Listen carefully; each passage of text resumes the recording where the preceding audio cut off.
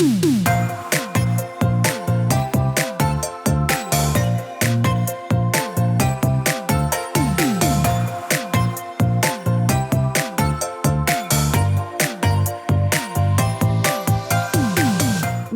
to the Plant Based Podcast. Did you know that plants are truly amazing? Not only can you grow them and eat them, you can also wear them, drink them, nourish your skin with them, and so much more. Let Ellen and Michael inspire you to love plants as much as they do, as they chat with the movers and shakers in this wonderful plant-based world. So, let's dig in. Brought to you with Lava Light. Whether you're a novice gardener, specialist grower, or houseplant enthusiast, Lava Light can help you to nourish and protect your plants all year round. The collection comprises 8 different horticultural growing media and pest control products, each continually offering the same natural benefits from thermal protection and moisture retention to soil conditioning and continued nutrient boosts. Derived from volcanic deposits, Lava Light is completely natural and sustainable. Look out for it online or in your local gardening stores.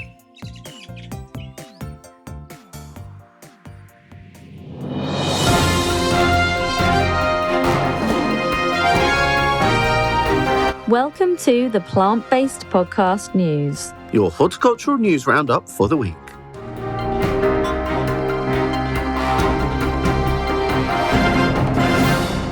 The top-selling items in garden centres for December have now been revealed, with Christmas trees unsurprisingly in that top 20. Also featured are mince pies, room diffusers, and the trusty poinsettia.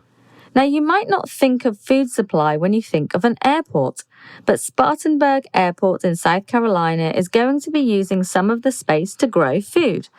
After acknowledging the presence of food insecurity in the area and in collaboration with the Hub City Farmers Market, a representation said despite an airport sounding like an unlikely place for a successful garden, it's actually pretty good. It's a form of regenerative agriculture that will take the carbon emissions from around the airport and it'll sequester the carbon in the soil. It's a form of taking the carbon emissions and using it for a practical purpose so it's better for our environment.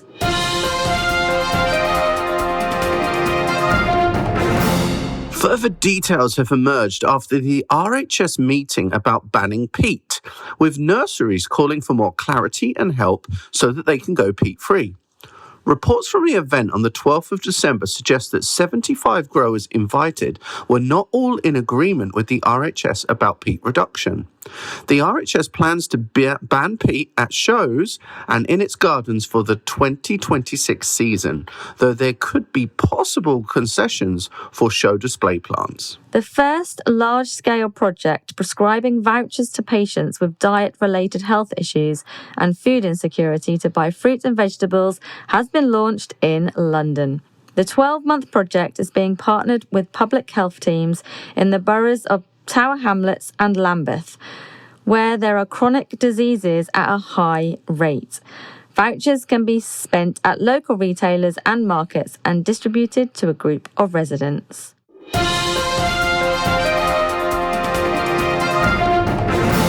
Plans for the Floral Fantasia at Hyde Hall have just been released, with a March Primula trial as well as the usual summer display. The very popular Floral Fantasia is designed to provide a bridge between the bedding plant industry and the public. This is all thanks to a rich, colourful display and well-labelled new and existing plant varieties in a range of settings. As part of the Environmental Act, the changes to the Forestry Act 1967 will deliver more proportionate, impactful and enduring enforcement options against those who fell trees illegally to protect our forests for future generations. The measures include unlimited fines, prison sentences and more.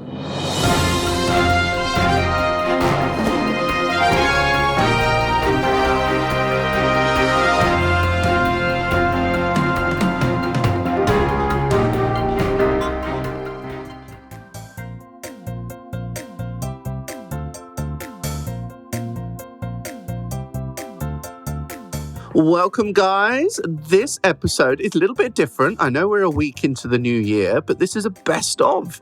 So you've got your usual news episode, but rather than Ellen and I gabbing and gossiping, it's actually a best of our favourite episodes over the years, and actually your favourites as well, because they're all highly rated episodes. So we've got everything from new plants to Chelsea Flower Show to fermentation as well. So I hope you really enjoy it, and Ellen and I will be back in glorious Technicolor next week. Our chat with Stuart at Bull Colgrave was fantastic. He allowed us to get on the roof and look at the whole trial ground from above. We explored all the new plants. We were running around like crazy. Kind of have a little excerpt here from the interview where we talk about how to create the ideal new plant for consumers at home, but also one that keeps the commercial guys happy as well. What are customers looking for? When they come here, you've got lots of new plants, experimental plants, yeah? What motivates a customer to go, oh, we'll try that plant? What is it? Well, if I knew what made everybody tick, I wouldn't be... You need secret cameras! I'd had my own island somewhere and I'd live life of luxury. There are so many things that tick everybody's boxes and influence what people want to buy. Mm-hmm. Now, first of all, we talked about weather right at the beginning. Mm-hmm. The weather has a massive influence on what people decide to buy. Yeah. And their particular garden. Hardiness, how hardy people, do they want plants to overwinter? That often, for some people, that's more important than having the impulse, something that just gives them weeks of pleasure. I look at a plant and think, well, do I buy a bottle of wine or do I buy this plant? What's going to give me it is a tough one, but actually you're thinking about how much pleasure am I going to get out of the waste stuff up. I must admit, since having my own garden in the last kind of year, I've noticed how long or how short plants do flower for. Yeah. And if something only I got this new camellia, the Cupido, the one with the tiny blooms. Right. It only flowered for 10 days. 10 days out of the year, and I was like, so it does make a difference to a consumer. But it's evergreen the rest of the year, so you still have that lovely kind of... But I really loved the flowers. I wanted them for longer, and so that's probably the week you were travelling. Fashion has a big influence, of course. Do you think it does? Because I think sometimes we're the ones that drive the trends, or do you think the customers are driving them? I think it's a bit of both. Yeah, because the breeders are having to make decisions on introducing plants many years in advance.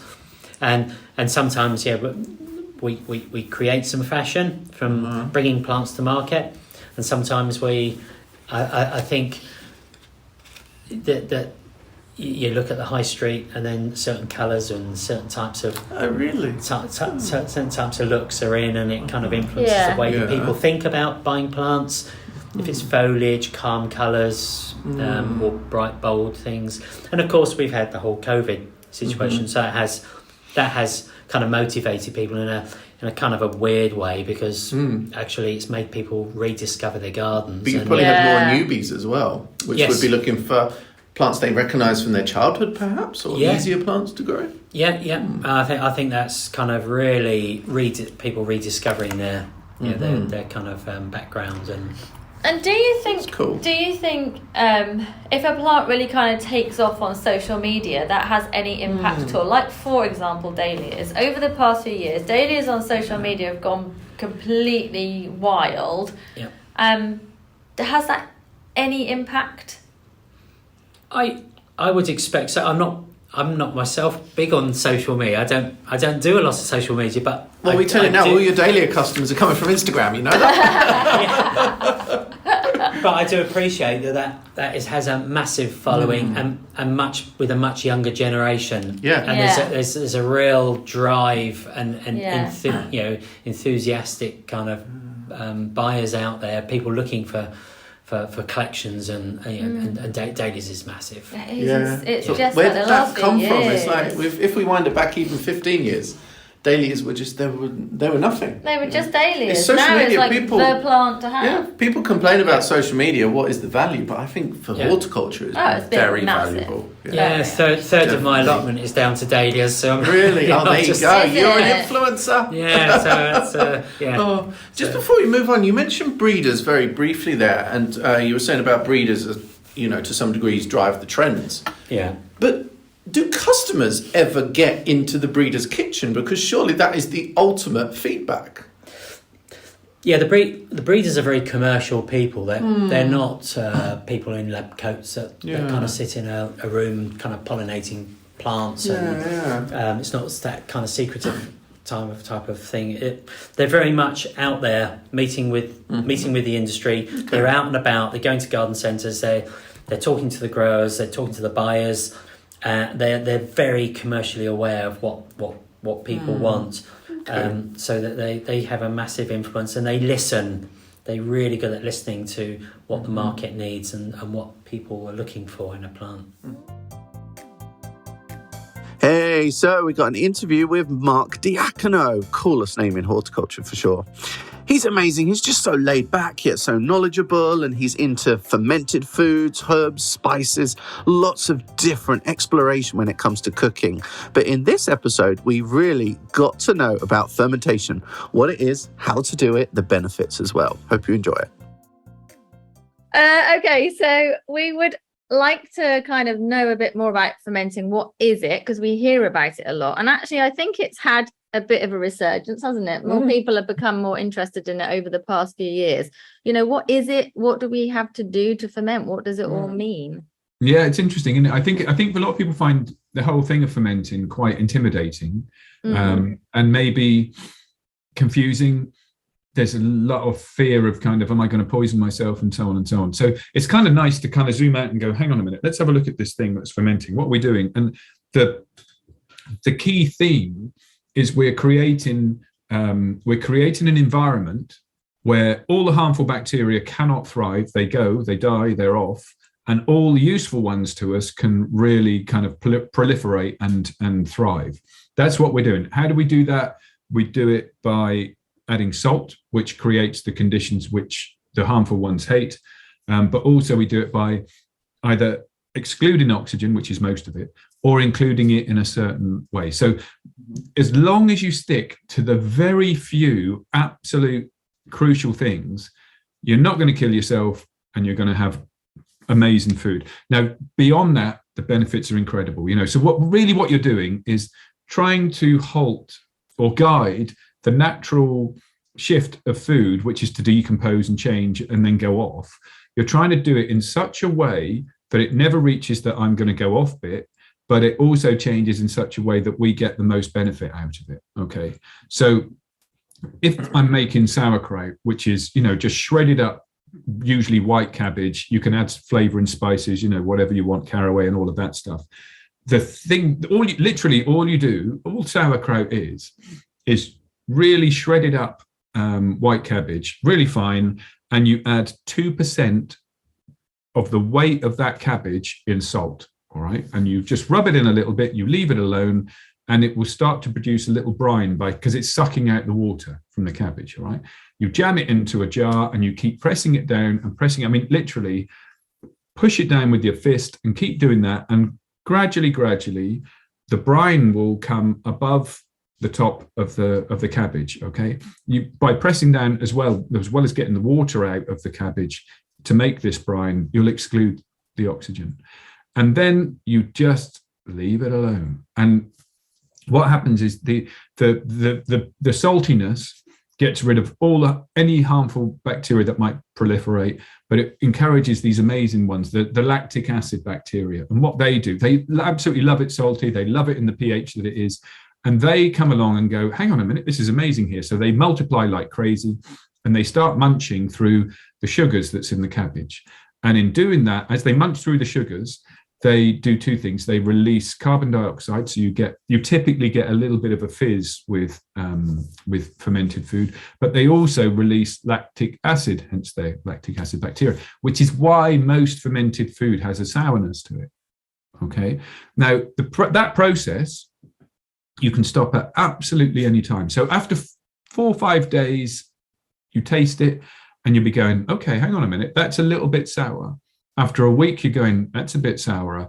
And at any point, the way to stop that process is to pop that jar in the fridge. And it gets so cold that the bacteria can't really do a whole lot. So it's effectively stopped it, and the flavor is parked. Okay, won't get any more acidic, won't get any sourer.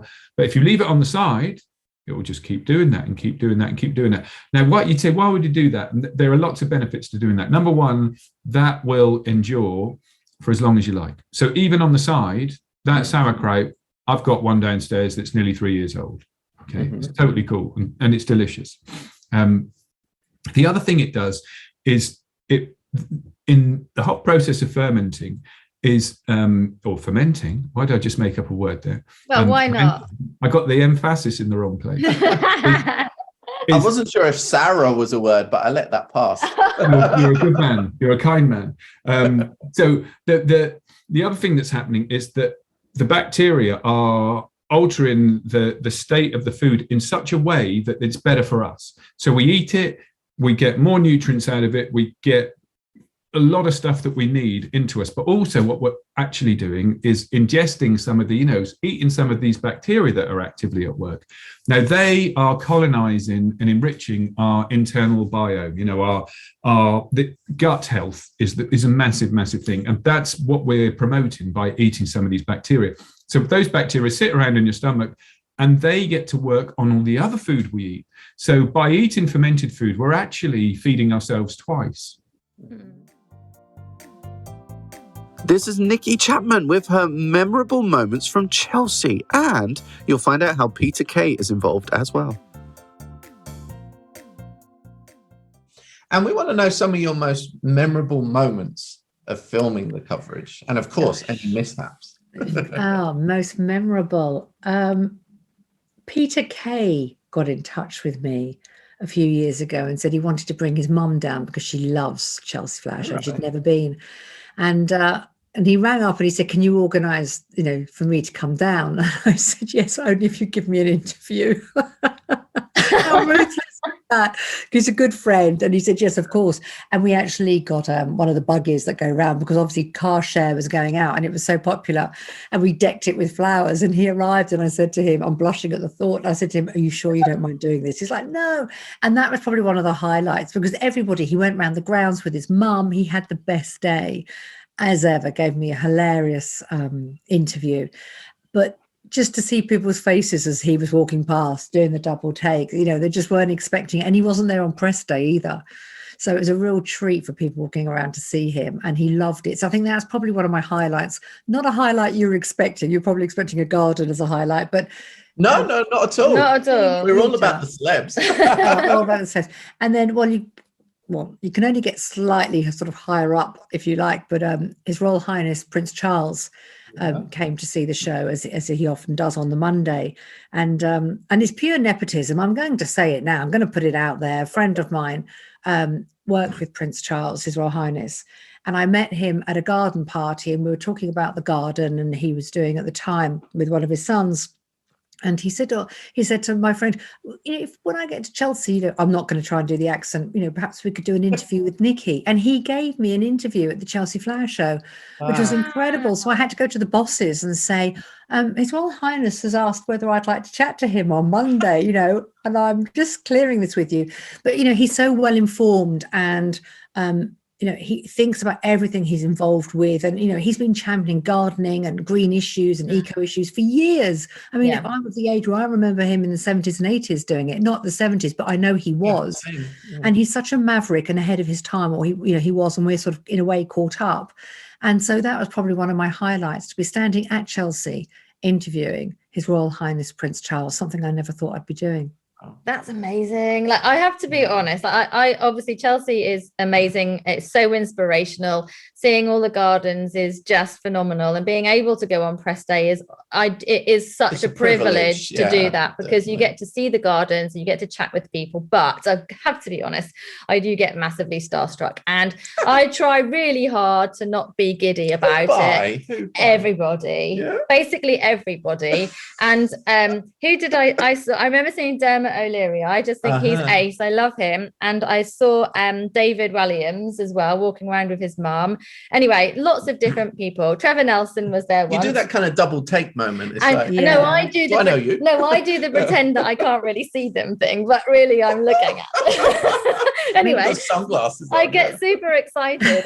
And, I watched Trevor Nelson. So he was obviously his PR had taken him over to view a garden, and they so the designer was there, who now which is really bad. I can't remember. Oh my gosh, I can't remember his name, which is terrible. Anyway, he's standing there chatting, and they poured champagne for each of them. And this designer was basically giving Trevor Nelson like a whole talk about the garden and what it was. And I was thinking, wow, that's amazing. And Trevor Nelson was just like looking around. Really? And I was just like, oh my gosh. Because that's the beauty of the Monday. I mean, you know, everybody has heard of the Chelsea Flower Show, but not everybody might realise that on Monday is press day. And what press day means is that the good, the bad and the ugly are invited. The world's press are there. They have celebrities. They have other garden designers. So if you are lucky to get that Willy Wonka golden ticket, you're walking on the grounds with hardly anybody else there. And if you are, you're going to be bumping into Joanna Lumley or Ringo Starr or Rod Stewart, who go every single year. And I obviously work on a Monday, so I don't always get to see everybody that was around. But a couple of years ago, as I mentioned earlier, when I couldn't do the show for health reasons, I went on the Monday. It was the first day I was allowed out, and it was absolutely fantastic. And they all said to me, "Are you missing presenting Chelsea this year?" I'm like, "No, I'm having a ball." Yeah, I'm on my holidays. Exactly. It is just incredible. And I think if you are fortunate enough, and there goes the bell, because I talk about gratitude and fortunate in the first half, and everyone's going to say, "Stop using that word, Chapman." But you have the luxury of a designer taking time out where they've discussed their garden a million times, and I really don't want to discuss it again. "Oh, Nikki, hello." And I say, "Would you mind just quickly giving me the overview of your garden? Not on camera, just to me." And they take the time, and it is the 100th time they've had to say it. But to stand with a garden designer there, or one of the growers, let's not forget them in the great, in the marquee, who can say, "This is what we've developed. It's taken us 20 years and blah, blah, blah." For them to talk to you about that journey, forget celebrity journeys. Let's talk about plant and garden journeys and how long it's taken and that expertise. It's a wondrous thing. And they tell you as if you're the first person that has asked that question. And they haven't. And then when they invite you on their garden and they take you around again, it's just wonderful. Absolutely wonderful. It so lifts the soul. Monica Wilde, I tried for a long time to get her on the podcast. Really fantastic woman. She lived off the wild for a whole year. She's got some inspiring recipes, but most importantly, she talks about the ups and downs of the experience as well. It's not all silver linings. So I hope you enjoy this one. Your book is called The Wilderness Cure, and this is about living off the land for a whole year. So set against a backdrop of climate change, Brexit, and impending recession, The Wilderness Cure is a diary of a wild experiment, a timely, important, and inspiring memoir, which is a love letter to the natural world. So how did this project begin? How did you even imagine you could do it? How did you prepare? When did you start? Kind of just run us through kind of how this project began. And then after that, we're going to dig into it even more and kind of get the intricacies of it and see what you missed. Maybe Pringles, who knows? Well, in all the time that I was sort of teaching, people would always say, "Well, this is all very well, but could you live only on wild food?" And, so it was always that burning question. And, over the years, I thought, well, I probably could, not in a Bear Grylls style where you're thrown in somewhere you don't know, but when you really get to know your local habitat and place. And, by the time it got to sort of coronavirus, all the kids had left home. So I wasn't having to pretend I hadn't put seaweed in everything again. And, so I had the time and the space to do it. And I think it was just all the food shortages. We'd had the beast from the east where suddenly there was like no pasta and no bread and no milk. And at the time that I started, there were lorries queuing back from Dover and people talking about, food shortages after Brexit. And, you feel as if the world sort of suddenly got very sort of uncertain sometimes. And, what if these old skills are still important? Could you still do it in the modern world? So once I got the idea into my head, I thought, all right, well, now I'll have to prepare for a year and, freeze lots of stuff and dry stuff. But I'm not really the sort of person who's very good at waiting. So it had been burning away. And I had, I always sort of pickle stuff and ferment stuff and keep stuff anyway. But we got into November and all of these adverts started to come through for, Black Friday. And all of a sudden, having hoped that during lockdown, when you saw people outside looking around, because that's the only place that we're allowed to go, and rediscovering nature and people talking about, well, maybe we need to rethink the way that we relate to the earth. You suddenly had all of this consumer excess of Black Friday happening as if nothing had ever happened, as if nothing was going to change when we were allowed back out of our rooms. It was like nature had locked us in our rooms like naughty teenagers to think things over, and we'd come out and we were making the same mistakes over again. And I just thought, well, Black Friday is the kind of like high mass day of consumerism. I'm going to start, because I always dive in at the deep end and then think about it later. Totally the same. I think you as well, Ellen, yeah? Sometimes that's just the best way, because otherwise you can overthink things, can't you? And then it will never happen. Definitely. And in some ways it was better to get, winter is always going to be the difficult months. And it felt better to get winter out of the way at the beginning, just get it out of the way. And of course, it wasn't like the winter we've just had, which has been quite mild. Up here on the hill, we had 44 days of consecutive snow, which wasn't in the plan at all. Oh my gosh. Talking of which, I'm wondering then if you, when you were kind of planning what you were going to do, did you set yourself any rules? Because at times perhaps where you were low on forage foods, did you say, right, if I don't really have enough for my, I don't know, nutritional needs, or if I'm feeling, poorly or whatever, I can open a tin of beans? Well, did you set yourself any rules? I did. I set myself some rules. The rule was I had to eat only forage from, only forage food from food from the wild. I wasn't allowed to buy any food, so I couldn't just go out and buy things that came from the wild. So no money was to change hands for food. So if there was something that I needed, I would have to swap or trade or somehow get it. I wasn't trying to recreate a Stone Age experiment. So I was still sort of like, driving, still using a freezer and a dehydrator and things. Birds' eggs are illegal to take from the wild, but they would have been available for our ancestors. And I do keep some chickens. I've got 4 free-range organic chickens. And so what I did was I created egg points, where if I saw a nest, I would give myself some egg points, and then I could have chickens' eggs. Oh, that's really funny. I love that. That's great. And so the time that I found a rook colony with 36 nests, it was like, bonanza, Wow. But I'm very glad I can have an egg for 36 weeks this year then. Although I'm glad I didn't have to climb the trees to get them. And we've also got the clip from Natural Surroundings, which is an amazing conservation area in Norfolk. And Ellen and I really enjoyed learning about the wildflowers there and the fact that they're not always natives. Really interesting listen.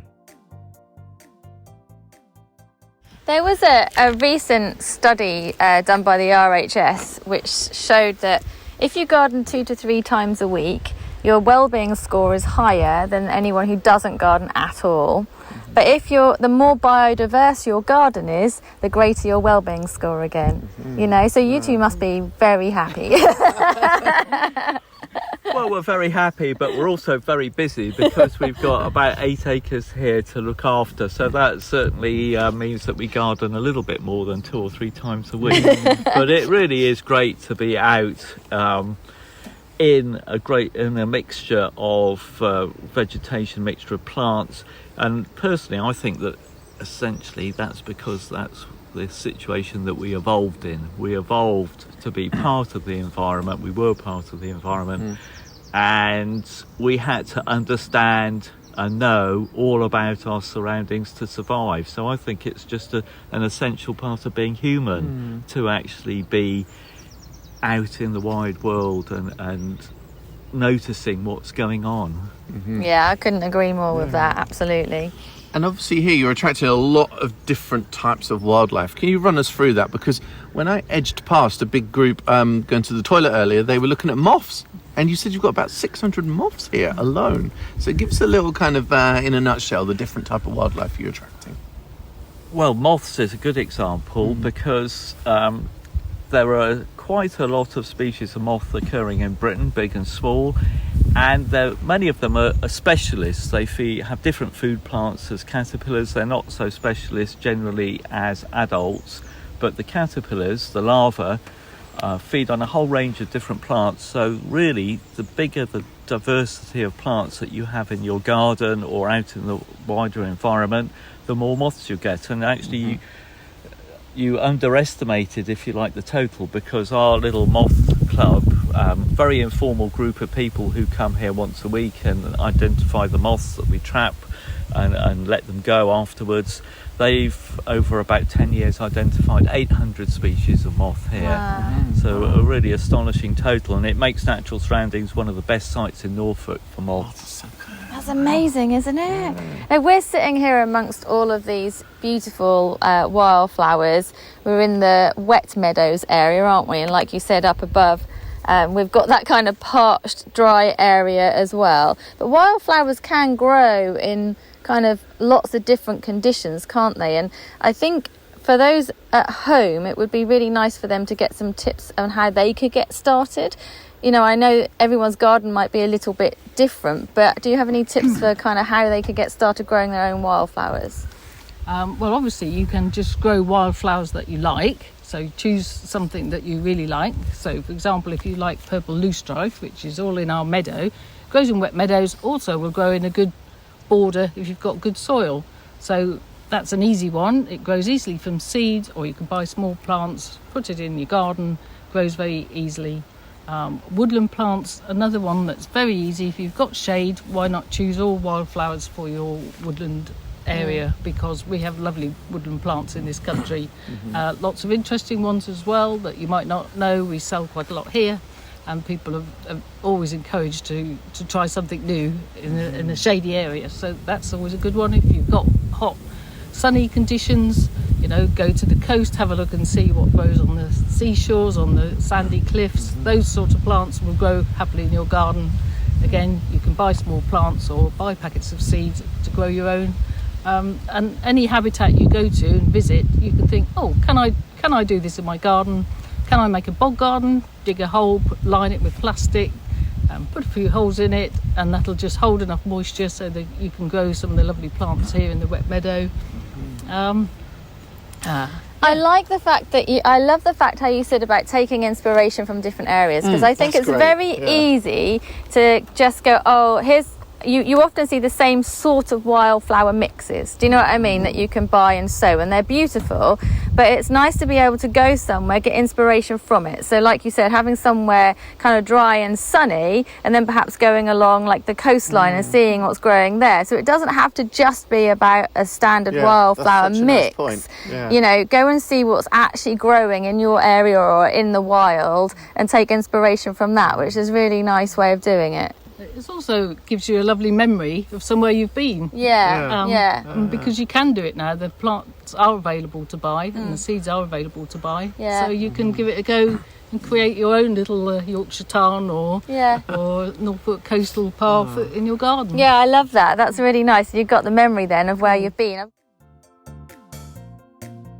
Helena Dove from Kew, experimenting with new foods, but not just new flavours, but also future-proof crops as well. I hope you enjoy this last little excerpt. We will see you next week. So I've got these little patches where I can try foods and see how that works. Lovely experimental process, definitely. Yeah, and it's great. And I'm trying all sorts of foods and getting lots of interesting seeds and lots of feedback quite often. Yeah. So a lot of the foods that we're trying often come from different countries. And Q gets people from all over the world who come over and it'll trigger their family stories. That's or lovely. They'll ask me if I've tried this, or got a few chaps last year that told me I'd never grow a yard-long bean, ever. Oh. I grew a yard-long bean. Yeah. Only 3, but I did grow one. I was very proud. They did loads at Hyde Hall this year, yard-long beans. Matthew's amazing, really isn't he? Amazing, yeah. It's got the fingers for these things. It's very good. But who then takes the stuff and uses it and cooks with it and experiments in the kitchen? Yeah, who does that work? We have several kitchens on site. It's all run by a company called CH&Co, who we work very much in collaboration. So our chefs will take them and have a go with them and see if they're tasty, see if there's recipes, and it's a real developing thing. So because the kitchen garden isn't massive, it's big enough, it's bigger than everyone's back gardens, but it's not humongous.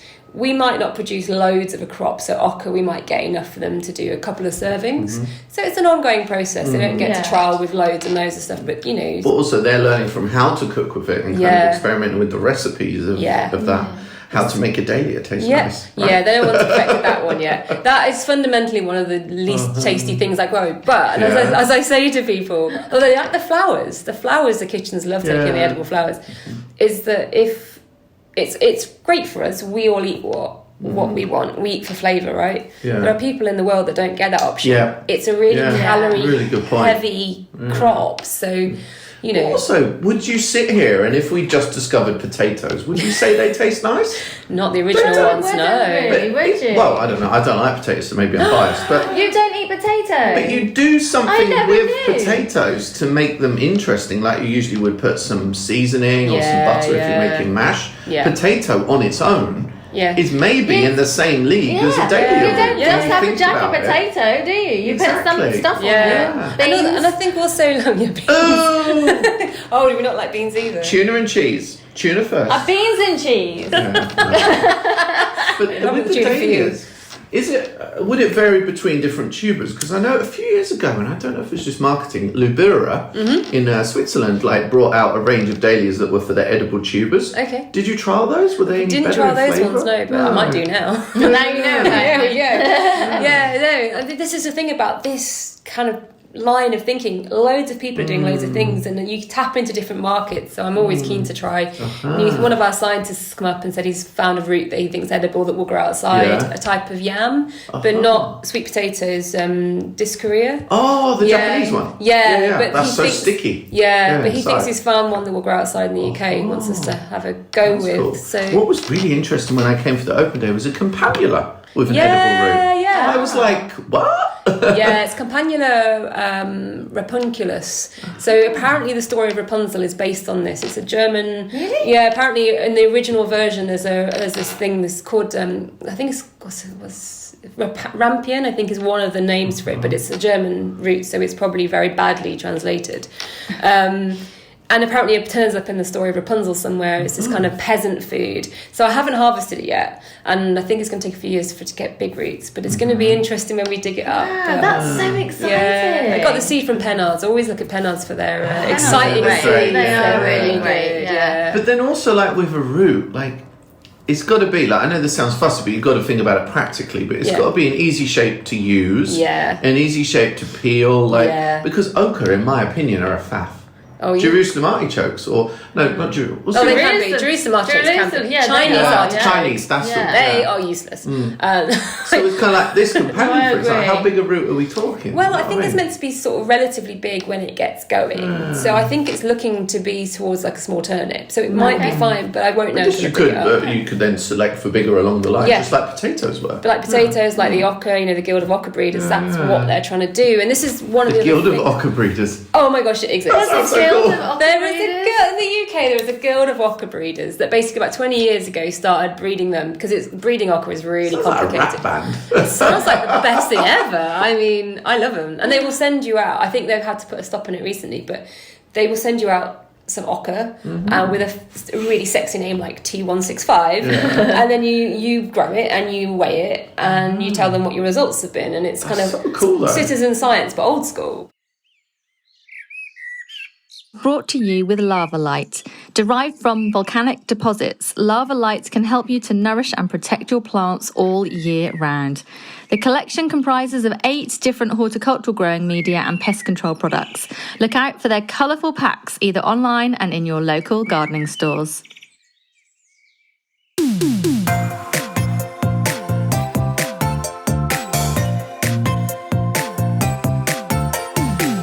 The music for the Plant Based Podcast is part of the song Grow by Mikey James, and our editor is Gareth Patch of Semi Echo.